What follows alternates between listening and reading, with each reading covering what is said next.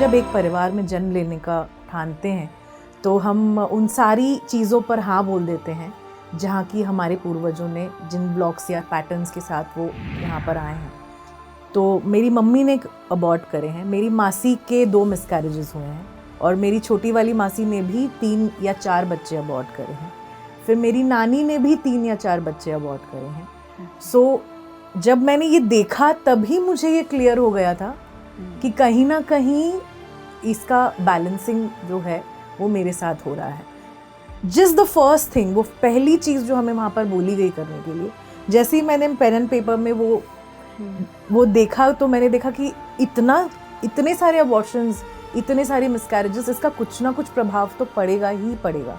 सो हो सकता है मेरा जो प्रॉब्लम है वो इससे रिलेटेड है। और वहाँ से ही मेरी जो जर्नी है वो स्टार्ट हुई और इंस्टेंटली मैंने एक लाइफ टाइम मैं चली गई जहाँ पर कि मैंने अपने आप को एक प्रोस्टिट्यूट की तरह देखा। और मैं कुछ 24-25 साल की उम्र की, ज़्यादा उम्र की नहीं थी।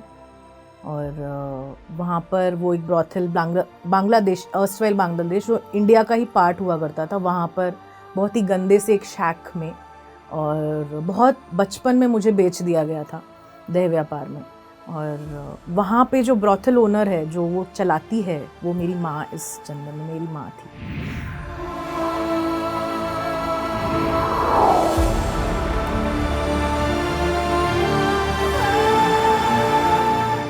हम केवल मानव जीव नहीं हैं जो आध्यात्मिक अनुभव लेने आए हैं, हम आध्यात्मिक जीव हैं जो मानव जीवन के अनुभव लेने के लिए आए हैं।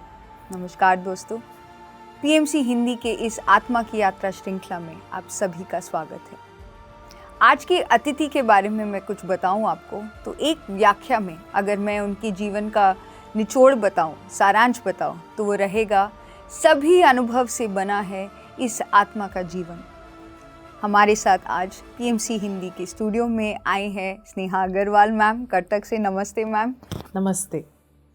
तो सबसे पहले जो ये बहुत इम्पॉर्टेंट व्याख्या है जब हम आध्यात्मिकता में आते हैं, समझना कि मानव जीवन के अनुभव लेना, वहाँ से शुरू करते हैं। आपकी जीवन की यात्रा की शुरुआत, सबसे पहला संघर्ष आपकी जीवन में आपने कब महसूस किया? संघर्ष तो बहुत रहे हैं ऑल थ्रू आउट पूरी ज़िंदगी में, लेकिन सबसे ज़्यादा महसूस तब होने लगा जब हम बार बार कोशिश करते थे, मैं और मेरे हस्बैंड, और मैं कंसीव नहीं कर पाती थी, मैं प्रेग्नेंट नहीं हो पाती थी। हमने बहुत मल्टीपल ट्रीटमेंट्स भी करवाए, IVFs करवाए, लेकिन कभी भी इट डिडंट वर्क, कभी भी वो काम नहीं किया। सो जब तीसरा IVF फेल हुआ हमारा, तो मुझे बहुत बड़ा उस चीज़ का धक्का लगा और मैं लिटरली 8-10 दिन तक सोई नहीं बिल्कुल भी। और इन दी एंड मैं अपने हस्बैंड को बेग करती थी कि मुझे कुछ मेडिसिन्स दो ताकि मैं सो जाऊं, क्योंकि मुझसे अब ये बेयर नहीं हो रहा है कि मैं सो नहीं पा रही हूँ। और इवेंचुअली मुझे बहुत सारे साइकेट्रिक मेडिसिन्स पे डाला गया और फिर मेरे दिमाग में ये क्वेश्चंस उठने लगे कि क्यों ऐसा हो रहा है। ऐसा मैंने अपनी ज़िंदगी में किसी के साथ कुछ किया नहीं है कि मुझे ये फेस करना पड़ रहा है। और ये नॉलेज मेरे अंदर हमेशा से रही है कि मुझे बेबीज़ नहीं होंगे, और ये बार बार मेरे अंदर आ रहा था कि मुझे जब पता था कि मुझे बेबीज़ नहीं होंगे, क्या मैंने उसे विल करा, क्या मैंने उसे ऐसा था कि मैंने सोचा इसीलिए मेरे साथ ऐसा हो रहा है, या और कुछ रीज़न है जिसकी वजह से ये हो रहा है। तो फिर मैं उस खोज में निकल गई और हमेशा से मेरी रुचि पास्ट लाइफ रिग्रेशन में रही है। तो मैं घर पर डॉक्टर ब्रायन वाइस की CDs सुनती थी, रिग्रेशन का ट्राई करती थी, लेकिन कभी सक्सेसफुल होता था, कभी नहीं होता था। मुझे समझ भी नहीं आता था कि एक्सपीरियंसेस जो हो रहे हैं वो वैलिड है या नहीं। और उस समय हमारे पास इतने पैसे नहीं होते थे कि मैं जाकर एक थेरेपिस्ट हायर करूं या वर्कशॉप्स अटेंड करूं। तो फिर ऐसा हुआ कि एक वर्कशॉप मैंने ऑनलाइन देखी। तब तक मुझे डॉक्टर न्यूटन के बारे में पता चल गया था कि वो पास्ट लाइफ रिग्रेशन थेरेपी के पायनियर हैं इंडिया में। तो उनकी एक वर्कशॉप मैंने ऑनलाइन देखी और मैंने अपने हस्बैंड को पूछा कि क्या हम इसे अफोर्ड कर सकते हैं अभी। तो उसने, क्योंकि वो जानता था कि मैं किस तरह अपने आप को संभाल रही हूँ और किस चीज़ से गुज़र रही हूँ, तो उसने बोला कि ठीक है, तुम जाओ, डोंट वरी और मैं मैनेज करूँगा, you go for the workshop. So मैं इवेंचुअली मैं गई, सिर्फ डॉक्टर न्यूटन का नाम सुन के मैं उस वर्कशॉप में चली गई। मैंने ये भी देखने की कोशिश नहीं की कि वो वर्कशॉप क्या है, एक्चुअली पास्ट लाइफ रिग्रेशन की वर्कशॉप है भी या नहीं। और मैं चली गई वहाँ। वर्कशॉप में पहुँचने के बाद मुझे पता चला कि वो फैमिली कॉन्स्टलेशन की वर्कशॉप थी। और मैंने बोला ठीक है, आ गए हैं तो कुछ ना कुछ अच्छा ही होगा। और मैंने वो वर्कशॉप अटेंड करा। और उस समय उस पॉइंट पे मैं बिल्कुल भी, जैसे फैमिली वाले बोलते थे कि नहीं हो रहा नेचुरली कंसेप्शन तो अडॉप्ट कर लो, तो मैं उसके लिए भी मैं रेडी नहीं थी। मुझे ऐसा था कि मैं इतना ज़्यादा चाहती हूँ मेरा खुद का बच्चा, तो मैं एक बच्चे को लेकर आऊँ मेरी ज़िंदगी में और उसके साथ जस्टिस ना कर पाऊँ, तो वो मुझे गवारा नहीं था बिल्कुल भी। सो मैं बिल्कुल भी रेडी नहीं थी। मेरे हस्बैंड मुझे बहुत पहले से बोलते थे कि लेट्स अडॉप्ट, क्यों अपने आप को इतना तकलीफ़ दे रहे हो, बट मैं मेंटली रेडी नहीं थी। और उन 2 दिनों में इतने सारे एक्सपीरियंसेस हुए मेरे साथ, और जिसकी वजह से मैं अडॉप्शन के लिए रेडी हुई। सो ये फरवरी 2015 की बात है, शायद 7 या 8 फरवरी को ये वर्कशॉप मैंने अटेंड करा था। और जून 10 को मैंने अपनी बेटी को देखा पहली बार। और आप ये कोइंसिडेंस समझिए तो उसका बर्थडे 10 फेब को है। सो 7th and 8th Feb was जब मैंने वर्कशॉप अटेंड करा और वो इस दुनिया में 10th फेब को आई। तो अब मुझे पता चलता है कि ये कोइंसिडेंस नहीं है, ये बिल्कुल भी कोइंसिडेंस नहीं है। और 10th जून को मैंने उसे देखा पहली बार, 17th जून को वो मेरे पास आई। और जब से वो मेरे पास आई उसके बाद मैंने कभी पीछे मुड़ के नहीं देखा, हमेशा मेरी ग्रोथ ही होती गई। तब तक मैं मेडिटेशन नहीं करती थी, मुझे पता भी नहीं था मेडिटेशन क्या होता है। मैं सिर्फ इंक्विजिटिव थी, अपने बारे में जानना चाहती थी, क्यों मेरे साथ ऐसा हो रहा है वो जानना चाहती थी। तो आपकी बेटी आपके लिए एक ध्यान का तोहफा आपको देने के लिए आई। एब्सोल्युटली। तो आपने कहा था कि आपके साथ बहुत सारे ऐसे अनुभव हुए थे उस फैमिली कॉन्स्टलेशन में, वर्कशॉप में। तो पहले तो आप हमें उस वर्कशॉप के बारे में थोड़ा परिचय दें, बिकॉज फैमिली कॉन्स्टलेशन, फैमिली शब्द तो हम जानते हैं, बट कॉन्स्टलेशन एंड उसमें अनुभव लेना जिसकी वजह से आपका ब्लॉक क्लियर होना, उसके बारे में आप अपना थोड़ा अनुभव बताइए। फैमिली कॉन्स्टलेशन एक ऐसी वर्कशॉप है जहाँ पर हम अपने जो एंसेस्ट्रल लाइन, जिसका मतलब है हमारी जो पूर्वज उनके जो ब्लॉक्स हैं, हम जब एक परिवार में जन्म लेने का ठानते हैं तो हम उन सारी चीज़ों पर हाँ बोल देते हैं जहाँ की हमारे पूर्वजों ने जिन ब्लॉक्स या पैटर्न्स के साथ वो यहाँ पर आए हैं। तो वैसा ही मैंने किया ऑब्वियसली, और वो सारे पैटर्न्स मेरे साथ चलने लगे। और ये हम सबके अंदर है कि हम उन पैटर्न्स को ब्रेक कर सकते हैं इन ऐसी वर्कशॉप्स को अटेंड करके या इनके बारे में पढ़ के। यही हुआ उस समय। और वहाँ पर सबसे पहली चीज़ जो हमें करने के लिए बोली गई वो था कि हमें फैमिली ट्री बनानी थी हमारी। और उसमें न्यूटन सर ने कहा कि आप सारे मिसकैरेजेस को इंक्लूड करें, सारे अबॉर्शंस को इंक्लूड करें, सारे मर्डर्स को इंक्लूड करें, और ऐसी सारी एंटिटीज़ को इंक्लूड करें जो आपकी फैमिली से जुड़ी हुई हैं। और जैसे जैसे मैं फैमिली ट्री बनाना स्टार्ट करा, मैंने, ऑल्दो ये मुझे पता था, ऐसा नहीं था कि ये नॉलेज मेरे पास नहीं थी, पर जब वो पेपर और पेन के साथ मैंने लिखना स्टार्ट करा तो मैंने रियलाइज़ करा कि मेरी मम्मी ने 3 से ज़्यादा बच्चे अबॉर्ट करे हैं मेरी। और फैमिली कॉन्स्टलेशन में होता क्या है कि हमारे मटर्नल लाइन जो है वो हमें ज़्यादा इफ़ेक्ट करता है। तो मेरी मम्मी ने अबॉर्ट करे हैं, मेरी मासी के 2 मिसकैरेजेस हुए हैं, और मेरी छोटी वाली मासी ने भी 3 या 4 बच्चे अबॉर्ट करे हैं। फिर मेरी नानी ने भी 3 या 4 बच्चे अबॉर्ट करे हैं। जब मैंने ये देखा तभी मुझे ये क्लियर हो गया था कि कहीं ना कहीं इसका बैलेंसिंग जो है वो मेरे साथ हो रहा है। जस्ट द फर्स्ट थिंग, वो पहली चीज़ जो हमें वहाँ पर बोली गई करने के लिए, जैसे ही मैंने पेन एंड पेपर में वो देखा तो मैंने देखा कि इतने सारे अबॉर्शंस, इतने सारे मिसकैरेजेस, इसका कुछ ना कुछ प्रभाव तो पड़ेगा ही पड़ेगा। हो सकता है मेरा जो प्रॉब्लम है वो इससे रिलेटेड हो। और वहाँ से ही मेरी जो जर्नी है वो स्टार्ट हुई। इन दी एंड वो मेडिटेशंस जब कराते थे फेमिलियल लाइंस की, या उन बच्चों के बारे में सोचने की जो मिसकैरेज में या अबॉर्शंस में जा चुके हैं, तो मुझे ऐसे लाइन से वो बच्चे दिखते थे। सारे के सारे बच्चे मुझे लाइन। और मैं ये बताऊं कि तब तक मैंने एक बार भी मेडिटेशन नहीं करी थी। That was my first experience. उस वर्कशॉप पे मैंने पहली बार मैं मेडिटेशन या आंखें बंद करके इस तरह के एक्सपीरियंसेस कर रही थी।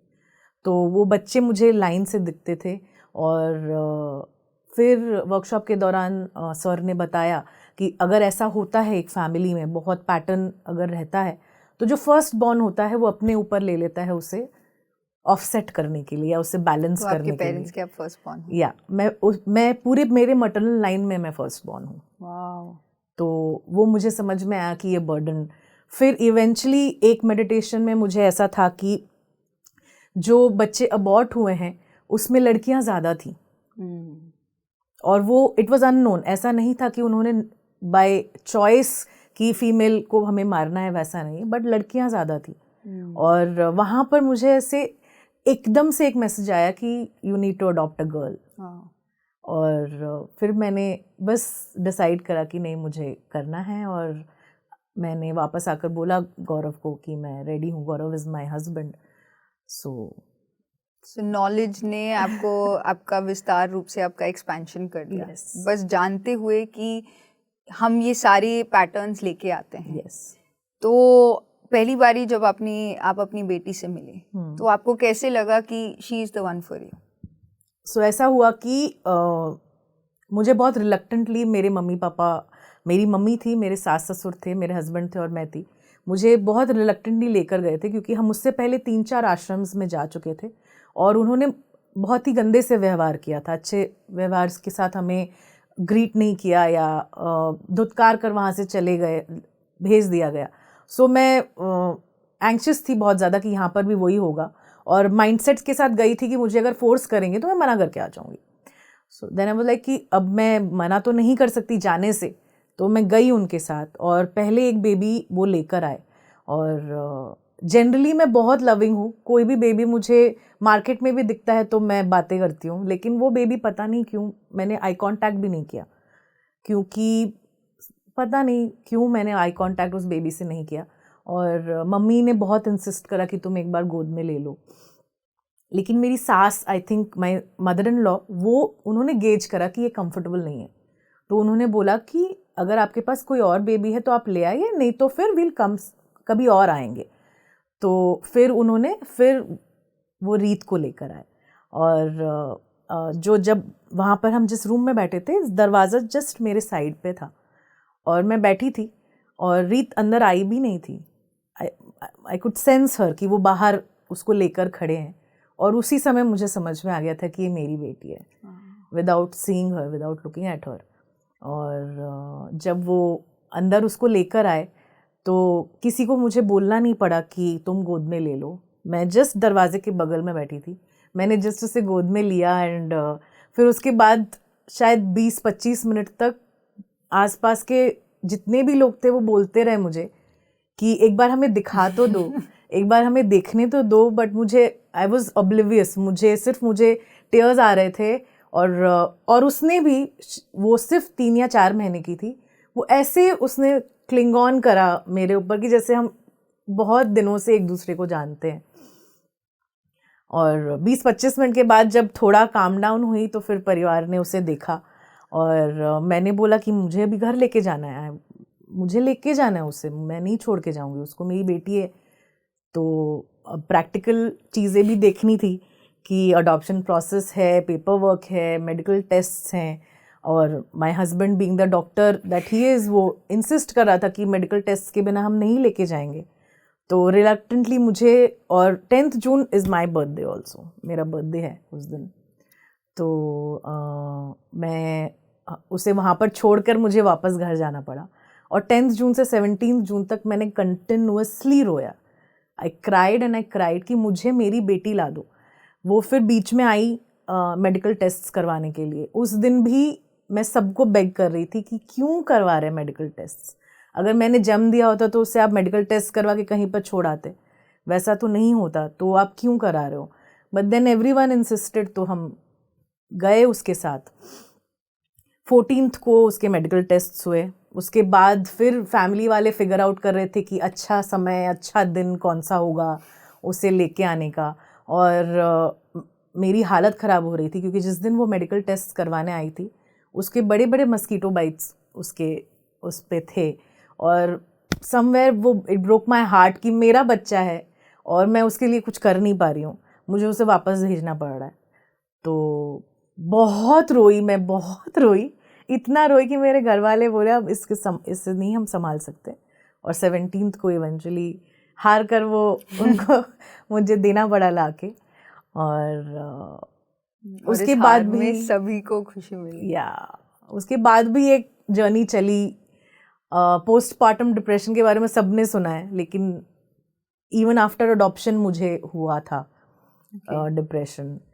सो पोस्टपार्टम डिप्रेशन भी हुआ था, और मेरे हस्बैंड ने बहुत एक रॉक की तरह उस समय थे मेरे साथ, और बहुत हेल्प करा मुझे।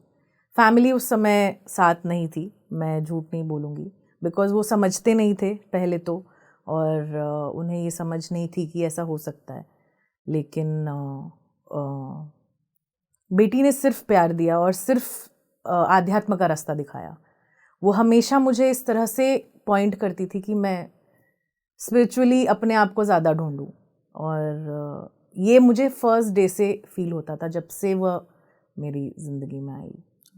उसके बाद मैंने फिर से, क्योंकि अगेन पास्ट लाइफ रिग्रेशन तो हुई नहीं मेरी, क्योंकि पास्ट लाइफ रिग्रेशन से स्टार्ट करा था मैंने जर्नी, तो फिर पास्ट लाइफ रिग्रेशन की वर्कशॉप्स पे जाने का कोशिश, कहीं पर मुझे मिल जाए ऐसा कोई जो फ्री में कर दे, क्योंकि अगेन हमारी फाइनेंशियल स्टैंडिंग उस समय तक उतनी नहीं थी कि हम अफोर्ड कर पाए ट्रैवल करना या रिग्रेशन के वर्कशॉप्स अटेंड करना। तो इतना मैंने चाहा उस चीज़ को कि डॉक्टर न्यूटन ने भेज दिया मुझे वर्कशॉप मेरे ही सिटी में। और वहाँ पर मैंने देखा कि भुवनेश्वर में, जो कि 20 मिनट ड्राइव है मेरे सिटी से, सो वहाँ पे वर्कशॉप हो रहा है और हितेश और शुभांगी आ रहे हैं कंडक्ट करने के लिए। सो मैंने, क्योंकि मुझे डॉक्टर न्यूटन का नाम पता था, मुझे और किसी का नाम नहीं पता था, तो मैंने हितेश को मैसेज करा कि ये मुझे क्वालिफाई करेगा क्या डॉक्टर न्यूटन के पास जाने के लिए। तो उन्होंने यस बोला कि हाँ आपको क्वालिफाई करेगा। तो सिर्फ उसी वजह से मैं जाकर उस वर्कशॉप में बैठ गई कि मुझे 2 दिन निकालने हैं, फिर मुझे डॉक्टर न्यूटन के पास जाना है। वो मेरा फोकस था उस वर्कशॉप का। और इसके पहले मेरी मम्मी ने, मेरे रिलेटिव्स ने भी करा था वर्कशॉप, और उनको कोई भी एक्सपीरियंसेस नहीं हुए थे उस वर्कशॉप के दौरान। सो मुझे था कि हाँ ठीक है, अभी 2 दिन मुझे I will learn something new, और एक्सपीरियंस तो होंगे नहीं, और ये मुझे क्वालिफाई करेगा डॉक्टर न्यूटन के पास जाने के लिए, सो आई विल गो। और मैं वहाँ पर गई, और बहुत ही छोटा गैदरिंग था, 6 लोग थे, मैं इंक्लूडिंग मी। तो मुझे लगा कुछ होने वाला है, अंदर से ये फीलिंग आई। और पहले ही जो हम प्रोसेसेस करते हैं उसमें मुझे विजन्स आने लगे, और बहुत ही ज़्यादा प्रोफाउंड विजन्स आने लगे। जो हम एक दूसरे के साथ ग्रुप एक्टिविटीज़ कर रहे थे, या जो रिग्रेशन का एक सेशन हुआ था फर्स्ट डे, जिसमें मैंने एक लाइफ टाइम की एक झलक देखी थी। और वो था कि मैं एक ग्रीस में छोटा बच्चा बॉय हूँ, और बहुत गिफ्टेड हूँ, लेकिन और वैसा एक ग्लिम्स मैंने देखा। फिर उसी लाइफ टाइम का ग्लिम्स मैंने देखा कि मैं जेल में हूँ और मुझे शैकल करके रखा है, और उस गिफ्ट की वजह से मुझे शैकल करके रखा है।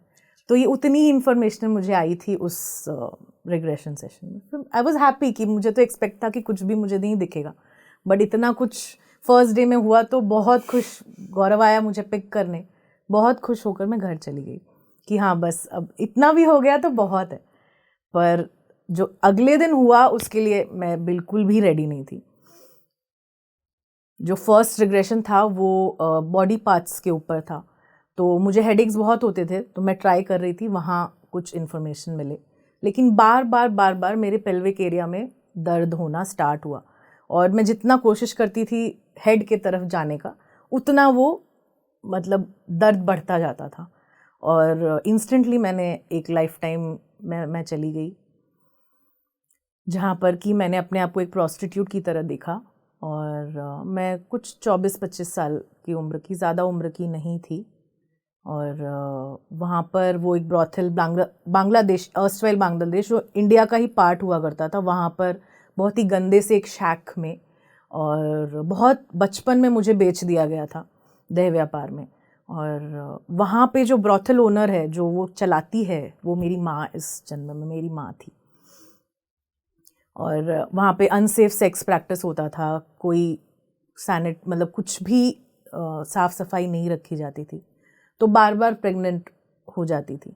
और प्रेग्नेंट भी नहीं रख सकते थे क्योंकि उनके जो धंधे को क्षति पहुंचती, इसीलिए वो आकर मेरी जो वो ब्रॉथल ओनर है, अपने असिस्टेंट्स के साथ आकर प्रिमिटिव मेथड से अबॉर्ट करते थे बच्चे को, विनेगर डाल के या केमिकल्स डाल के या कभी हाथ घुसा के, इस तरह से अबॉर्शंस किया करते थे। तो वो ट्रॉमा पूरा जो मैंने फील करा, फिर इवेंचुअली मैंने देखा कि एक प्रेगनेंसी वो डिस्ट्रॉय नहीं कर पाए, और क्योंकि इतना ट्रॉमा ऑलरेडी रिप्रोडक्टिव ऑर्गन्स को हो चुका था, उस प्रेगनेंसी या उस बच्चे को जन्म देते दौरान मेरी मृत्यु हो गई। और वो पूरा का पूरा लाइफ टाइम मैंने उस वर्कशॉप में एक्सपीरियंस करा। मैंने चाइल्ड बर्थ एक्सपीरियंस करा वहाँ पर। उस एक्सपीरियंस के दौरान मैंने ये एक्सपीरियंस किया था कि वो जिस कुटिया में वो रहती थी, वहाँ गंदगी रहती थी और बहुत कीड़े मकोड़े होते थे, तो बग बाइट्स थे मेरे शरीर पे। और वर्कशॉप के बाद एक्चुअल में मेरे शरीर पे वो सारे बग बाइट्स आ गए थे, और मुझे 15 या 20 दिन लगे थे उनसे रिकवर करने में। हितेश और शुभांगी ने जैसे एक बच्चे को संभालते हैं, वैसे उसमें से मुझे संभाला, और बहुत ही ज़्यादा प्रोफाउंड एक्सपीरियंस मेरी ज़िंदगी का रहा। फिर मेरे अंदर ये क्वेश्चन आया कि मैं अपनी मम्मी को क्यों देख रही हूँ एक ऐसे पोजीशन में जहाँ पर कि उन्होंने मेरे साथ गलत किया।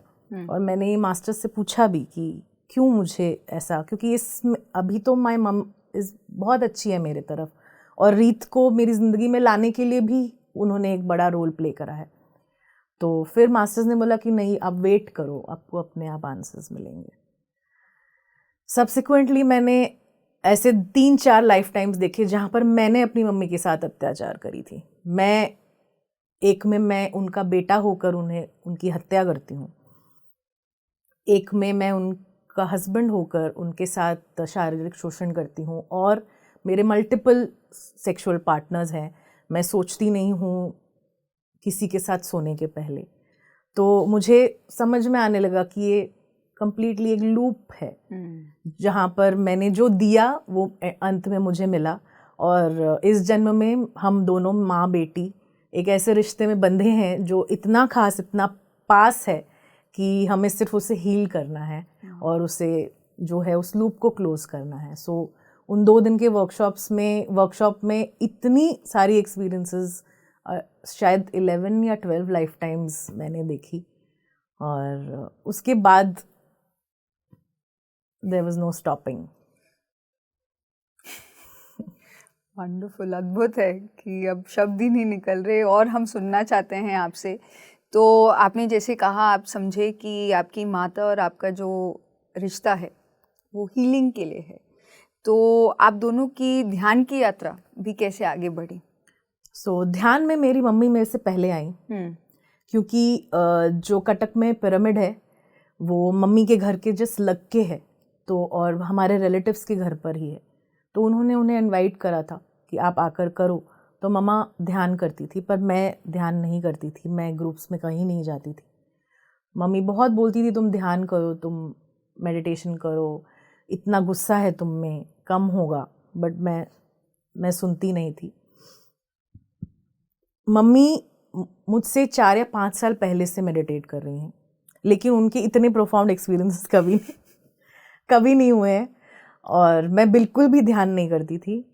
उसके बावजूद मैंने ये सारी चीज़ें एक्सपीरियंस करी, और पास्ट लाइफ रिग्रेशन के 2 दिन के जो वर्कशॉप के बाद मैंने ध्यान करना स्टार्ट किया। बट अगर मैं जानती हूँ तो आपकी मॉम, आपकी माताजी रूमेटॉइड आर्थराइटिस से भी गो थ्रू कर रही थी, तो उनके हीलिंग से भी आपको नहीं प्रभाव हुआ? आपकी खुद की एक यात्रा थी कि आप जानना चाहते थे? नहीं, मैं लाइफ के उस स्टेज में थी कि मुझे कुछ सुना ही नहीं दे रहा था। जब वो बता भी रही थी कि ये बेनिफिट्स हैं, तभी भी मैं उससे रिसीव करने के मोड में नहीं थी। शायद ये चाहता था, जो सृष्टि है ये चाहती थी कि मैं अपने एक्सपीरियंसेस से सीखूं रादर देन किसी और के एक्सपीरियंसेस से। और ये इतने बड़े बड़े पन्ने खुलने वाले मेरी ज़िंदगी में, तो इसीलिए शायद मुझे वो सुनाई नहीं दिया कभी जो मम्मा ने कहा। जब पास्ट लाइफ रिग्रेशन का 2 दिन का वर्कशॉप मैंने किया, तो मैंने मास्टर से पूछा भी ये बात कि मैं तो मेडिटेट नहीं करती हूँ, तो मुझे कैसे ऐसे एक्सपीरियंसेस हो रहे हैं। बिकॉज जनरली हम सुनते हैं कि मेडिटेट करना, क्योंकि हमें वर्कशॉप के पहले भी कहा जाता है कि आप मेडिटेट करें और 40 डेज मेडिटेट करके आएंगे तो बेटर एक्सपीरियंसेस होंगे, लेकिन मैंने नहीं किया था, फ्रैंकली मैंने नहीं किया था। तो पूछती थी तो वो कहते थे कि ये सिर्फ एक लाइफ टाइम से रिलेटेड नहीं होता है, अगर आपने पहले भी कहीं पर साधना करी है तो उसका भी प्रभाव यहाँ पर आपको, या उसका बेनिफिट आपको मिलता है। तो वो कहते थे कि एक बैंक बैलेंस की तरह है, जहाँ पर हम अगर ध्यान करते हैं तो हमारा बैलेंस क्रिएट होता है और वो हम कभी भी विड्रॉ कर सकते हैं अपने आत्मा की जर्नी में। जो आपने बहुत सही समय पे अपनी डॉटर को अपनी लाइफ में इनवाइट करने के लिए किया। तो अब रीत आ गई आपकी लाइफ में, आपकी बंडल ऑफ जॉय, आपकी सारी खुशियाँ अब आपकी मुट्ठी में। फिर आपने कहा कि आप डिप्रेशन के थ्रू अब बाहर निकलने लगे। यू हैड बहुत सारे प्रोफाउंड एक्सपीरियंसेस हुए, अपने पास्ट लाइफ भी जान लिए। तो आपके जीवन में क्या परिवर्तन आया? जीवन में बहुत सारे परिवर्तन आए। मैं बहुत ज़्यादा एग्रेसिव थी, बहुत फ्रस्ट्रेशन था मेरी लाइफ में, सबके साथ झगड़ा करती थी और किसी को भी प्यार से मैं किसी से बात नहीं करती थी। वो सारी चेंजेस आई, मेरे रिलेशनशिप्स बेटर होने लगे, मुझे अपना पर्पस मिलना, पर्पस की तरफ मेरा जो है जर्नी स्टार्ट हुई। और मेरे अंदर वो इग्नाइट हुआ कि मुझे भी ये थेरेपी सीखनी है, मुझे भी लोगों को हेल्प करना है। क्योंकि एक समय था जब मैं थेरेपिस्ट को ढूंढती थी मेरे लिए कि, और मुझे उनके फ़ीस सुन के मुझे ऐसा लगता था कि मैं नहीं अफोर्ड कर सकती हूँ। तो उस समय मैं सोचती थी कि एक दिन मैं खुद थेरेपिस्ट बनूंगी और मैं फ्री ऑफ कॉस्ट थेरेपी दूंगी जिनको ज़रूरत है। वहाँ से जो 2 डे का वर्कशॉप था, उसके बाद से मेरी वो जर्नी स्टार्ट हुई, जहाँ पर मैंने थेरेपिस्ट कोर्स के लिए डिसाइड करा कि मैं करूँगी। और वो दूसरी एक स्टोरी जो हम सुनना चाहेंगे, बताइए आप। बिकॉज अपना जीवन का ध्येय उद्देश्य जानना भी एक आत्मा की एक तपन होती है, वो भी हम जानना चाहेंगे। 2017 में मैंने पास्ट लाइफ रिग्रेशन का 2 दिन का वर्कशॉप किया। उसके बाद सब्सिक्वेंटली मैं वर्कशॉप्स ऑर्गेनाइज करती थी जो कटक में होते थे, और मैं वहाँ पर रहती थी, मैं अटेंड करती थी उन सारे वर्कशॉप्स को। 2018 नवंबर में मैंने डिसाइड किया कि नहीं, अब मुझे थेरेपिस्ट ट्रेनिंग के लिए जाना है।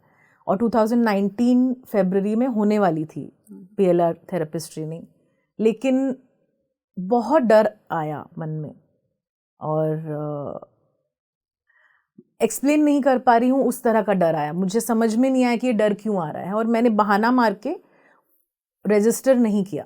मैंने उस वर्कशॉप के लिए रजिस्टर नहीं किया। मैंने अपने आप को समझा लिया कि अभी पैसे नहीं हैं या अभी मैं रेडी नहीं हूँ, इस तरह से मैंने उसको टाल दिया। और 2019 वाले वर्कशॉप के लिए मैंने रजिस्टर नहीं किया, और फिर अंदर एक आवाज़ ये भी बोलती थी कि नहीं, तुम्हें जाना है, तो यू हैव टू गो, और यही तुम्हारा जो है यहाँ पे मंजिल है तुम्हारी। तो 2019 जून में जब 20 का वर्कशॉप डिक्लेयर हुआ, तो मैंने बिना अपने आप को समय दिए मैंने वर्कशॉप के लिए रजिस्टर किया। और जून या जुलाई में रजिस्ट्रेशन ओपन होती थी उस समय, तो मैंने रजिस्टर कर दिया। और जिस दिन से मैंने रजिस्टर किया, उस दिन से मुझे एंजाइटी अटैक्स आना स्टार्ट हुआ। बहुत ही गंदे एंजाइटी अटैक्स आते थे, और मैं घर पे किसी को बोल नहीं पाती थी, क्योंकि मेरे जो स्पिरिचुअल जर्नी है वो मेरे हस्बैंड और मेरे देवर को छोड़ के और किसी को पता नहीं थी। किसी को ये नहीं पता थी कि मैंने वर्कशॉप्स अटेंड करे हैं या मेरी ये एक्सपीरियंसेस हो रही हैं या इस तरह से। मम्मी को पता थी, बट मेरे खुद के घर पे और किसी को नहीं पता थी, तो मैं घर पे नहीं बता पाती थी। रात में रूम में आती थी तो मेरे हस्बैंड के सामने रोती थी कि मुझे डर लग रहा है, और वो उन्हें 1-2 बार कहा भी कि डर लग रहा है तो मत जाओ, कभी और जाना। तो मैं उनको कहती थी कि नहीं, मेरा आंसर भी वहीं पे है, मेरे डर का इलाज भी वहीं पे, मुझे जाना है। तो मैंने 1-2 बार उनसे ये कहा, तो उसके बाद उन्होंने पूछना बंद कर दिया। मैं रोती थी, वो चुपचाप बैठे रहते थे और फिर मैं इवेंचुअली सो जाती थी। और ये सिलसिला 6 महीने तक चला। जैसे जैसे वर्कशॉप पास आने लगा और डर मेरा बढ़ता गया, एंग्जाइटी बढ़ती गई और बहुत ज़्यादा मैं रोने लग गई विदाउट एनी रीज़न। और जब पैकिंग कर रही थी वर्कशॉप के लिए, तो जनरली मैं बहुत फास्ट पैक करूँ और 10-15 मिनट में मेरे सामान मैं पैक कर लेती हूँ, लेकिन 3-4 घंटे लग गए मुझे। मैं सॉर्ट नहीं कर पा रही थी अपने दिमाग को और पूरे टाइम मैं जैसे एक बच्चा रोता है उस तरह से हाउल कर रही थी मैं। और वो बार बार बोल रहे थे तुम क्यों ऐसे कर रहे हो। सो आई वाज लाइक कि नहीं, आप रहने दो, जस्ट लीव मी बी। तो 1-2 बार मैंने जब कहा तो फिर वो बैक ऑफ कर गए और चुपचाप बैठ गए और मैंने पैकिंग करी। फिर मैं रोते रोते वर्कशॉप गई। वर्कशॉप में स्ट्रेट 3 दिन मैं सोई नहीं और सर मैम को भी नहीं बताती थी कि ये हो रहा है। ठीक है, कहीं ना कहीं मेरे अंदर ही था कि जो हो रहा है ठीक है, इट्स ओके, देखते हैं क्या होता है। सो ये हैबिट मेरे अंदर हमेशा से थी। सो दिन भर हम वर्कशॉप अटेंड करते थे, जो एक्सपीरियंसेस होते थे वो होते थे, लेकिन रात में रूम में आने के बाद मुझे नींद नहीं आती थी और वो एंग्जाइटी फिर से बढ़ जाती थी। 3rd डे के मॉर्निंग में मैं बेड से उठी रोते रोते और मेरी जो रूममेट थी वो डर गई कि क्यों ऐसा। तो मैंने उनको भी बोला कि आप रहने दो मुझे, आप जाओ, मैं आ जाऊंगी। और पूरे समय, और मुझे उस दिन पता चल गया था कि आज मुझे अपना आंसर मिलने वाला है, क्योंकि बहुत इमोशंस अंदर से आ रहे थे। सो रोते रोते मैं खाना खाया, वर्कशॉप में गई और उस दिन जो टॉपिक था वो कवर होना स्टार्ट हुआ और मैं विश कर रही थी कि सर मुझे बुला लें। एज वो एक डेमोन्स्ट्रेशन देते थे तो मुझे था कि सर मुझे बुला लें, लेकिन सर ने मुझे बुलाया नहीं। तो मैंने बोला ठीक है, इसमें भी कोई ना कोई रीज़न होगा।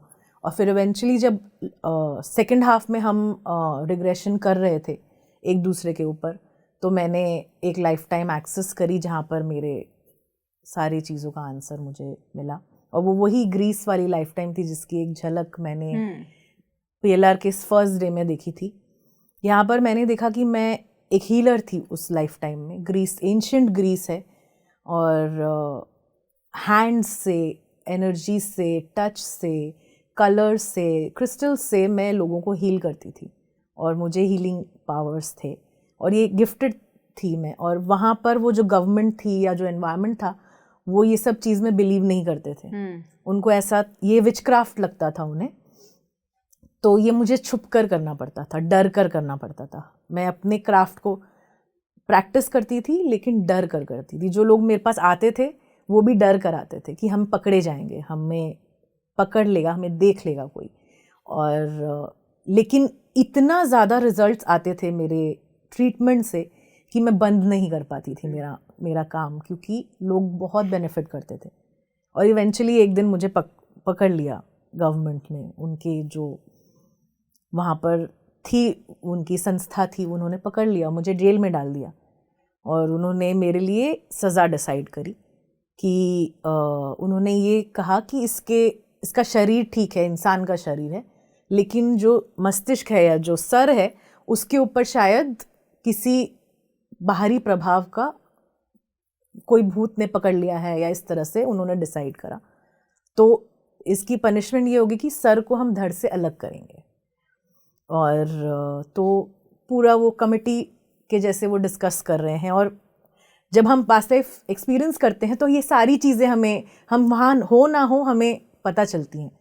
तो इवेंचुअली वो सब डिस्कशन करने के बाद उन्होंने कहा कि नहीं, क्योंकि ये इतना ज़्यादा प्रभावित करते हैं लोगों को, तो उनका जो सज़ा है वो भी उसी तरह का होना चाहिए। सो हम उनको फिजिकली सर से धड़ को अलग करेंगे, रादर देन चॉप करना या उसको काट देना, हम वैसा नहीं करेंगे। तो एक रैक के ऊपर मुझे लेटाया जाता था और कंधों पे और पैर पे सब जगह पर बेड़ियाँ टंगी होती थी। और यहाँ पर एक फ्रेम सा होता था, जो ऐसे 2 लेवल्स का फ्रेम होता था, जो सर को एक तरफ खींचे और धड़ को एक तरफ खींचे। और लोग आते थे हर रोज़ और कोई कुछ सर को एक तरफ खींचते थे, ऑपोजिट साइड्स में खींचा जाता था शरीर को सर से अलग, और अनबेरेबल ट्रॉमा मैंने उसमें एक्सपीरियंस करा। इवेंचुअली 20 दिन लगे उनको, वो थक जाते थे टान के, फिर घर चले जाते थे, फिर आते थे, फिर टानना स्टार्ट करते थे। 15 या 20 दिन लगे उनको उखाड़ने में, और वो इतना ट्रॉमेटिक लाइफ टाइम था मेरे लिए। मुझे हेडेक्स का प्रॉब्लम हमेशा रहता है। आज भी अगर मैं मेरे सर पे मेटल के क्लिप्स लगाती हूँ तो मुझे तुरंत हेडेक हो जाता है, और ये सब कुछ उस लाइफ टाइम से आता है जहाँ पर मुझे इतना ट्रॉमा सहना पड़ा। तो इतना ट्रॉमा था कि मैं जनरली रिग्रेशन सेशंस के बाद हम उसे वाइंड अप करते हैं, लेकिन मैं रेडी नहीं थी। मैं बोली मैं कैसे एक्सेप्ट करूँ मैं इतना ट्रॉमा, मैं नहीं कर सकती, ऐसा किसी के साथ होता थोड़ी है। तो स्पिरिट गाइड्स या मास्टर्स के साथ जब हमारी बातें होती हैं तो वहाँ पर भी हमेशा मैंने बुद्ध को एज माय मास्टर देखा है मेरे रिग्रेशन सेशंस में या मेरे मेडिटेशन सेशंस में। तो बुद्ध से मैं झगड़ा कर रही हूँ कि ये ऐसे कैसे मैं एक्सेप्ट कर लूँ, आप बोल रहे हो मुझे इसे एक्सेप्ट कर लो, मेरी गलती क्या थी जो मुझे इतनी ट्रॉमा दी गई। और जैसे एक दो जनों के बीच में झगड़ा होता है वैसे हमारे बीच में वो चल रहा है, और बुद्ध भी बोल रहे हैं कि तुम इतने ज़्यादा एडवांस्ड हो, तुम सब चीज़ समझते हो, फिर भी एक्सेप्ट नहीं कर रहे हो।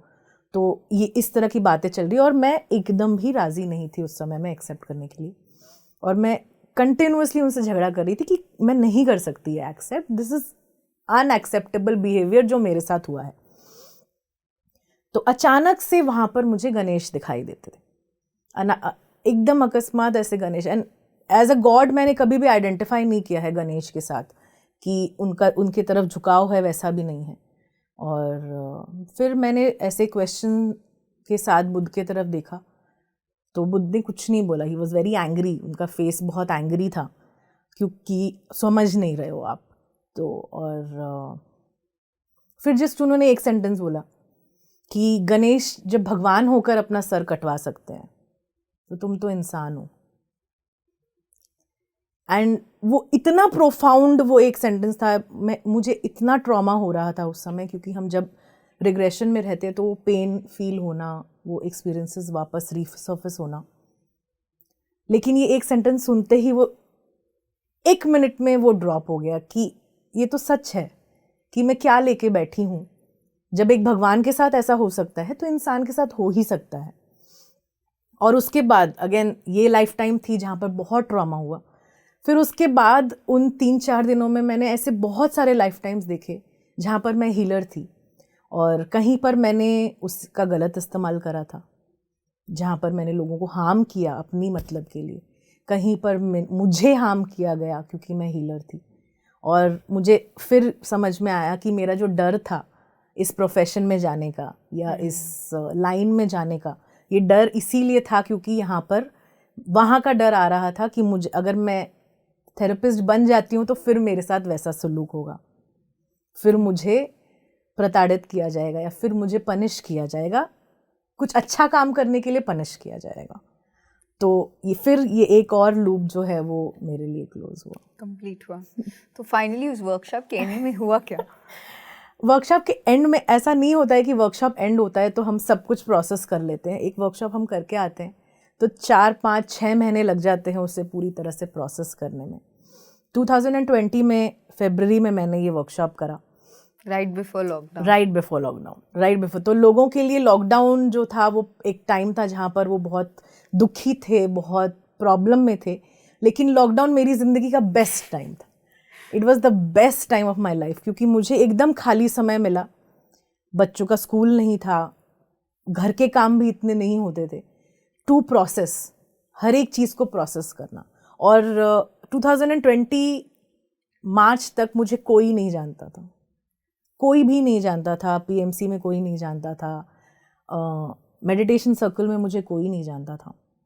और उसके बाद प्रोसेसिंग स्टार्ट हुई, और प्रोसेसिंग होते होते एक दिन मैंने सामने से जो हमारे कटक में जो है पीएमसी ओडिशा है वहाँ पर बोला कि मुझे सेशन लेने हैं, और मैंने पीएमसी ओडिशा में ऑनलाइन सेशन 1-2 लिए, और वो देखकर फिर PMC Gujarat, PMC Chhattisgarh, PMC Punjab, पता नहीं लोगों ने मेरे साथ कैसे कनेक्ट करा, और एकदम से मुझे कॉल्स आने लगे कि आप आकर सेशंस लीजिए, आप आकर बोलिए, आप बहुत अच्छा बोलते हैं। और ये हिंदी का भी जो है, हम जब पास्ट लाइफ रिग्रेशन थेरेपी का सेशंस, थेरेपिस्ट सेशंस लेते हैं, वो पूरी की पूरी इंग्लिश में होती है। और मैं खुद, मेरा फर्स्ट लैंग्वेज इंग्लिश है, जबकि मैं हिंदी भाषी हूँ, लेकिन इंग्लिश मीडियम स्कूल में रहकर और इंग्लिश इतना ज़्यादा लिख पढ़कर इंग्लिश फर्स्ट लैंग्वेज बन गई।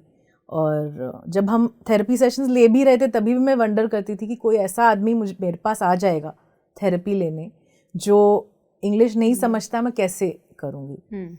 और फर्स्ट जो क्लाइंट मेरे पास आया वो ऐसा था जिसे हिंदी इंग्लिश नहीं आती थी। और मैंने उसी समय मेडिटेशन में बैठी, मैंने बोला कि मैं यहाँ पर नहीं हूँ, जो भी आप हो आप टेक ओवर करो और उस क्लाइंट को हेल्प कर पाऊँ ऐसा कुछ कर दो।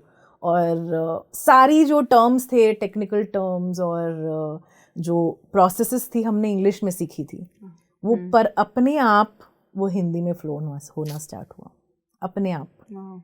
और वो सारे सेशंस जो फर्स्ट क्लाइंट के मैंने सेशंस 3 या 4 लिए, वो पूरी की पूरी हिंदी में मैंने लिए। और मैं खुद के ऊपर अमेज थी। और फिर इवेंचुअली जो सेशंस कंडक्ट करती थी वो भी हिंदी में होते थे। और मेरी मम्मी सुनती थी, मेरे पापा सुनते थे, और मुझे फ़ोन करके बोलते थे कि इतनी हिंदी तुम्हारे अंदर थी कहाँ, निकल कैसे रही है। बिकॉज घर पे भी मुझे ऐसी हिंदी बोलते हुए किसी ने नहीं सुना है। और ये कैसे होता है मैं भी नहीं समझ पाती हूँ। सेशंस में बैठती हूँ तो अपने आप हिंदी आती है, फिर मैं अपने आप अपने नॉर्मल लैंग्वेज में फॉल बैक कर जाती हूँ। सो ये भी जो है, इसका भी क्रेडिट मैं मेडिटेशन को या आध्यात्म को ही दूंगी। और 2020 में पूरा जो था 9 या 10 मंथ्स जो द वर्ल्ड ओवर लॉकडाउन था और बहुत डिफ़िकल्ट टाइम था, वो मेरे लिए एक प्रोसेसिंग का टाइम था, मेरे लिए सब कुछ क्लोज करने का, लूप्स को क्लोज करने का टाइम था, अपने आप को जानने का टाइम था। तो पहली बारी जब आपने अपने पुनर्जन्म के बारे में जाना, आप उस समय ध्यान भी नहीं करती थी, तो आपकी ध्यान की यात्रा कहाँ से शुरू हुई? मेरी ध्यान की यात्रा इतने सारे एक्सपीरियंसेस के बाद, जब मेरे पास छुपने के लिए अब जगह नहीं बची थी, मुझे समझ में आ गया था कि दुनिया जो है, जितना मैं देख रही हूँ उसमें सीमित नहीं है, इससे बड़ी है। तो जब मेरे पास कोई ऑप्शन नहीं बचा, तब मैंने ध्यान करना स्टार्ट किया। तभी से मेरी ध्यान की यात्रा शुरू हुई, और बीच बीच में बंद हो जाती थी। फिर एक एक्सपीरियंस ऐसा होता था कि मुझे वापस ध्यान की तरफ ढकेल देता था। तो ऐसे ही चलता आया है जब से मैंने ध्यान करना स्टार्ट किया। जब भी ब्रेक लगा है, तब लाइफ ने एक ऐसा झटका दिया कि मुझे वापस ध्यान के पास जाना पड़ा। सो ऐसे ही आपकी सोल की प्लानिंग ऐसे थी कि आपकी सोल ही आपके लिए एक सर्कमस्टांस बना देती है। तो PSSM में स्वाध्याय को बहुत महत्व दिया जाता है, और जो हमने बात किया है कि आप बहुत पुस्तक पढ़ते हैं, तो ये इसका आपकी आध्यात्मिकता पे क्या प्रभाव रहा है? पास्ट लाइफ रिग्रेशन के बारे में भी मैंने पुस्तकों के द्वारा ही जाना। अच्छा। बहुत किताबें पढ़ती थी। जब MBA कर रही थी, कॉलेज में थी, तब मेरी एक फ्रेंड ने मुझे डॉक्टर ब्रायन वाइस की मैनी लाइव्स मैनी मास्टर्स किताब जो है वो रेकमेंड करी, बोली कि तो रीड इट, बहुत अच्छी किताब है। और तब मैंने फर्स्ट टाइम वो किताब पढ़ी। 2004 की बात है ये। और मैं बहुत किताबें पढ़ती थी, हमेशा से पढ़ती आई हूँ। और उस एक किताब ने मेरी ज़िंदगी को बदला। उस एक किताब ने मेरे पर्पस को मुझे याद दिला दिया, शायद आप ये कह सकते हैं। क्योंकि वो हमेशा से बैक ऑफ द माइंड में ये था कि मुझे पास्ट लाइफ रिग्रेशन एक्सपीरियंस करना है, पास्ट लाइफ रिग्रेशन सीखना है। मैं बहुत क्यूरियस थी इस सब्जेक्ट को लेके। तो वो एक किताब ही थी जिसने मेरी जर्नी स्टार्ट करी थी। उसके बाद मैंने डॉक्टर ब्रायन वाइस की सारी किताबें पढ़ी हैं, और भी रिग्रेशन की किताबें पढ़ी हैं, अध्यात्म की भी किताबें बहुत सारी पढ़ी हैं। और किताबें जो है वो मेरे बेस्ट फ्रेंड्स हैं। मेरे पास हमेशा मेरे टेबल पे 3-4 किताबें रहती हैं, और मेरी ये हैबिट है कि मैं एक साथ 3-4 किताबें पढ़ती हूँ। मैं एक किताब से बोर हो जाती हूँ बहुत जल्दी, तो मुझे 3-4 किताबें एक साथ स्टार्ट करके, जब भी मूड करे ये किताब पढूं या वो किताब पढूं, इस तरह से आदत है। आपके जीवन के लक्ष्य को जोड़ने का एक मार्ग था एक पुस्तक। Yes. तो पास्ट लाइफ रिग्रेशन का सबसे पहला जो सब्जेक्ट आपने जाना था वो एक पुस्तक के माध्यम से ही जाना था? हाँ। वाह, ओके। तो अब पिरामिड स्पिरिचुअल सोसाइटीज मूवमेंट के बारे में आप जानते ही थे, बिकॉज न्यूटन सर अपने गुरु के बारे में हर वर्कशॉप के बारे में वर्कशॉप में बात करते हैं। तो आपका पत्री जी के साथ क्या अनुभव रहा है? सब जानकर आश्चर्य करेंगे कि मैं अपनी ज़िंदगी में सिर्फ एक बार मिली हूँ उनसे, और वो भी मैंने उनसे बातें नहीं करी, डिस्टेंस से मैं मिली हूँ उनसे। और एक गुरु का फिज़िकली हमारी ज़िंदगी में होना ज़रूरी नहीं होता है। एक गुरु, जब हम उसे गुरु मान लेते हैं तो वो हर समय हमारे साथ रहता है। और जब मैं डॉक्टर न्यूटन से जुड़ी तो डॉक्टर न्यूटन के गुरु होते हुए पत्री सर ऑटोमेटिकली मेरे गुरु बन गए। और आनापानासती मेडिटेशन जो उन्होंने डॉक्टर न्यूटन को सिखाया, जिसकी वजह से ये सारा ज्ञान डॉक्टर न्यूटन को प्राप्त हुआ, जिसकी वजह से मैंने बेनिफिट करा, तो मैं हमेशा उन्हें पितामह कहती हूँ। और I call him my grandfather in spirituality. मिली नहीं हूँ उनसे, ज़्यादा बातें नहीं करी है कभी भी, बातें ज़्यादा क्या कभी भी नहीं करी हैं। और वो कटक आते हैं, बहुत लोग जाते हैं मिलने, और मुझे ऐसा लगता है कि ऑलरेडी परेशान है, ऑलरेडी बहुत लोग हैं उनसे मिलने के लिए। तो मैं जब डिस्टेंस से ही इतना कुछ ले पाती हूँ उनसे, तो मुझे ऐसा लगता है उनके बर्डन पे मैं और ऐड ना करूँ, और मैं जाती ही नहीं हूँ उनसे मिलने। और क्योंकि मुझे ऐसा लगता है कि सूरज की रोशनी तो आप कहीं पर भी हो आपको मिलती ही है। और ऐसा नहीं है कि आपको सूरज के पास जाना ज़रूरी है, आपको सिर्फ रोशनी चाहिए। सो रोशनी मुझे मिलती है, पत्री सर की हमेशा मिलती है। बहुत सारे ऐसे मास्टर्स हैं जो मेरी ज़िंदगी में हैं, जिन्होंने पत्री सर से सीखा है। हितेशन शुभांगी, डॉक्टर न्यूटन ऑब्वियसली, और आप सब जो अब धीरे धीरे मेरी ज़िंदगी से जुड़ रहे हैं, नीता जी और धीरेन जी गुजरात से, अनिल जी पंजाब से। सो बहुत मुझे प्यार दिया है, बहुत मुझे सीखने के लिए प्रेरित किया है इन सारे लोगों ने। और मैं एक परफेक्ट एग्जाम्पल हूँ एक ऐसे इंसान का जहाँ पर फिज़िकली पत्री जी जिनकी लाइफ में प्रेजेंट नहीं है, लेकिन उसके बाद भी मैं उनके प्रेजेंस को नेगेट नहीं कर सकती। ऐसा नहीं बोल सकती कि पत्री सर मेरे गुरु नहीं हैं, मैं ये नहीं बोल सकती। मैं दिल से ये कह रही हूँ कि जैसे मैंने कहा कि वो मेरे पितामह हैं, और उनकी वजह से मैंने अपने गुरुओं से सीखा जो भी सीखा। और हमेशा एक बहुत फॉन्डली मैं उनको अपने थॉट्स में, अपने प्रेयर्स में, अपने ध्यान में उनको याद करती हूँ। और मुझे पता है कि मेरी जर्नी, मेरी बातें उन तक पहुँच ही जाएंगी कैसे ना कैसे। ये ज़रूरी नहीं है कि मैं उनसे डायरेक्टली जाकर मिलूँ या बातें करूँ, मुझे ज़रूरत नहीं महसूस होती, पता नहीं क्यों। स्नेहा अग्रवाल, इस मानव जीवन की आत्मा की यात्रा बताएं, इसकी शुरुआत कहाँ से हुई? मेरा जन्म कटक में ही हुआ है, और मैं मेरे मम्मी पापा की फर्स्ट बॉर्न हूँ, और छोटा परिवार है हमारा।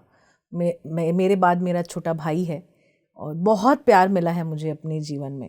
लेकिन बचपन में भी स्ट्रगल्स थे, जैसे एक बच्चे को होते हैं। जैसे मम्मी पापा हमारे साथ नहीं रहते थे, मेरे भाई के साथ और मेरे साथ। पापा कहीं और काम करते थे, मम्मी आना जाना करती थी, और छोटी उम्र से मुझे बड़ा बना दिया गया, क्योंकि छोटा भाई था जिसको देखना पड़ता था, और मुझसे 5 साल छोटा है, हमारे अंदर एज गैप है। सो उसे देखना पड़ता था। और दादा दादी जो हैं वो प्यार बहुत करते थे, लेकिन माँ बाप की तरह केयर नहीं कर पाते थे, क्योंकि वो एज उनकी वैसी थी। और हमें ट्रैवल भी बहुत करना पड़ता था हमारे दादा दादी के साथ, अकेले ट्रैवल करना पड़ता था। तो बहुत जल्दी ही मैं बहुत इंडिपेंडेंट बन गई। और क्लास 4 या 5 में थी जब से सब कुछ खुद ही करना स्टार्ट कर दिया मैंने। क्लास 10 ऑनवर्ड्स हमेशा से पढ़ाई में अच्छी थी, पर मेहनत कभी नहीं करा मैंने, क्योंकि कोई था नहीं बोलने वाला कि आप कर सकते हो या पढ़ाई कर सकते हो। जब मम्मी पापा नहीं थे यहाँ पर, तो जो टीचर्स रखे थे उन्होंने हमारे लिए, उन्होंने सेक्सुअली भी अब्यूज़ करा बहुत ज़्यादा मुझे। तो ये सारी चीज़ें, बहुत सारी चीज़ें मेरे अंदर में इन चीज़ों ने बदला, क्योंकि एंगर आ गया, अग्रेशन आ गया, और बहुत कुछ जो एक लड़की में होता है वो चला गया मेरे अंदर से, क्योंकि सेक्सुअल अब्यूज़ हुआ था और मम्मी पापा अराउंड नहीं थे, किसी को कह नहीं पाती थी क्या हो रहा है, तो अंदर ही अंदर गुस्सा बढ़ता गया, जो इवेंचुअली अगेन जाकर इनर चाइल्ड वर्क या उस पे जाकर ये सारी चीज़ें जो है वो सॉल्व हुई। तो और फिर फाइनेंशियली भी हम बहुत सामान्य थे, अच्छे थे, लेकिन उतार चढ़ाव बहुत होते थे। पापा डिस्टर्ब रहते थे। पापा जब से मैंने देखा है तब से वो क्रॉनिक क्लिनिकल डिप्रेशन के पेशेंट हैं। मेरे दादाजी बाइपोलर डिसऑर्डर के पेशेंट थे। तो साइकेट्रिक इलनेस जो है मैंने हमेशा से, जब से होश संभाला तब से मैं देखती हूँ, और हमारी फैमिली में रन करता है साइकेट्रिक इलनेस, ऑलमोस्ट सबको है। सो ये मैंने बहुत नज़दीक से मेरे बचपन में देखा है। तो ये सारा कुछ जो है ये इसने जो मैं हूँ आज इसको शेप किया, क्योंकि इंडिपेंडेंट हो गई। साइकेट्रिक इलनेसेस देखने के वजह से मुझे पता चला कि लोग किस तरह से बिहेव करते हैं, और ये इलनेस मेरे अंदर भी आई, कुछ सालों तक मेरे साथ भी थी, और ध्यान के द्वारा, स्पिरिचुअल वर्क के द्वारा मैं कंप्लीटली मेडिसिन फ्री हूँ अब। बिल्कुल कोई भी मेडिसिन मुझे ज़रूरत उसकी महसूस नहीं होती है। ये मैं नहीं कहूँगी कि इंस्टेंटली हुआ, ये जिस दिन मैंने ध्यान स्टार्ट किया उस दिन मेरे मेडिसिन बंद हो गए, वैसा नहीं था। ग्रेजुअली मुझे खुद को अंदर से आवाज़ आने लगी कि अब मुझे इस मेडिसिन की ज़रूरत नहीं है, तो मैंने बंद किया। ऐसे कर करके फ्रॉम 10-15 मेडिसिन एवरी डे मैं अब कोई भी मेडिसिन नहीं खाती हूँ। तो बचपन ऐसा रहा है। खुशी बहुत रही है, मम्मी पापा का प्यार बहुत मिला है, बहुत अच्छी परवरिश मिली है। लड़की होते हुए भी मुझे लड़की की तरह ट्रीट कभी भी नहीं किया गया, लेकिन डिफ़िकल्टीज़ भी थी ज़िंदगी में हमेशा। और रिसेंटली ही मेरे पापा जो हैं वो पास अवे हो गए, और बहुत ग्रैटिट्यूड एक्सप्रेस करती हूँ कि जो भी उन्होंने दिया, जो भी उन्होंने किया हमारे लिए, वो उसने मुझे आज जो मैं हूँ वो बना दिया।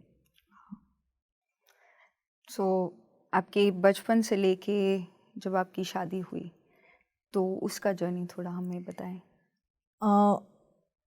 बहुत ही, मैं क्लास 11 या 12 में थी जब मैं गौरव से हम एक कमिटेड रिलेशनशिप में आ गए, और उसके बाद गौरव जो है वो मेरा कुशन बन गया मेरी ज़िंदगी का। और मम्मी पापा के साथ जो भी डिस्टर्बेंसेस होते थे, मैं यहाँ पर आके मैं शांत हो जाती थी। मम्मी पापा जितना रह सकते थे उतना रहते थे हमारे साथ, और उनकी खुद की डिफ़िकल्टीज़ जो है वो लाइफ में चल रही थी। मैं बिल्कुल भी मेडिटेट नहीं करती थी उस समय। आध्यात्म से दूर दूर तक का मेरा रिश्ता नहीं था। बहुत मैं बॉय की तरह ड्रेस करती थी, मुझे मेकअप लगाना या वैसा कुछ भी पसंद नहीं था, और टॉम बॉय थी बहुत ज़्यादा। कॉलेज में, स्कूल में लोग मुझसे डरते थे, कोई आकर मुझसे बात नहीं करता था, और क्योंकि मैंने वैसा डिमीनर अपना बना लिया था कि मुझे अटेंशन नहीं चाहिए, क्योंकि अब्यूज़ हुआ था बहुत सालों तक। क्लास 3 से लेके क्लास 8 तक कंटिन्यूसली अब्यूज़ हुआ था, जिसकी वजह से मैंने अपने आप को वैसा बना लिया कि मैं अट्रैक्टिव नहीं लगूं, या मैं किसी को पसंद ना आऊं, लोग मुझसे दूर रहें। वो एक डिफेंस मैकेनिज़्म जो है एक्टिवेट होना, वो हुआ था मेरे साथ।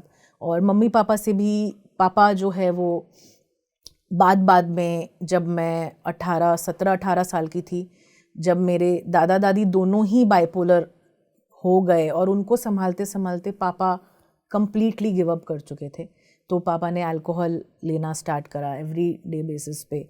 तो वो भी मुझे डिस्टर्ब करता था कि क्यों ऐसा होता है, why can't he be a normal father, क्यों वो ऐसा करते हैं अपनी ज़िंदगी में।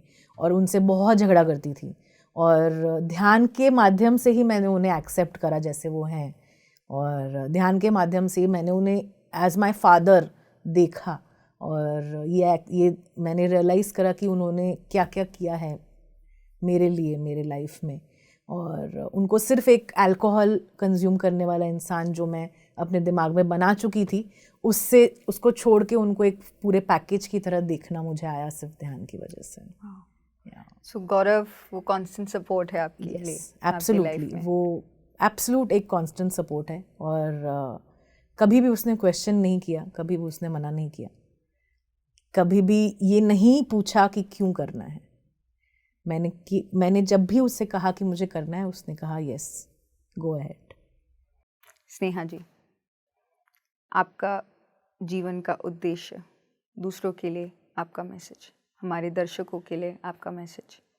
मेरा एक ही मैसेज है, जितने भी लोग ध्यान करते हैं या जितने भी लोग नहीं करते हैं उनसे, कि जब तक जो ध्यान में सीखा वो जीवन में नहीं उतारेंगे, तब तक उस ध्यान का कोई भी फ़ायदा नहीं है। उस ध्यान को जीना पड़ेगा।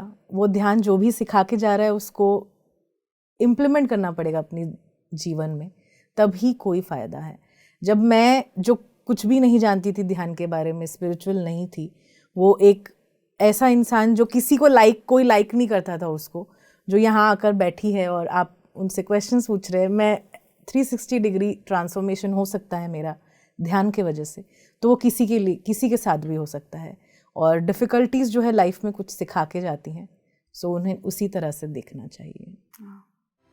सभी अनुभवों से बना आपका जीवन। बहुत बहुत धन्यवाद हमारे पीएमसी हिंदी स्टूडियो में आने के लिए। Thank you so much. अगले हफ्ते फिर मिलेंगे एक नए मास्टर के साथ आत्मा की यात्रा पर। देखते रहिए पीएमसी।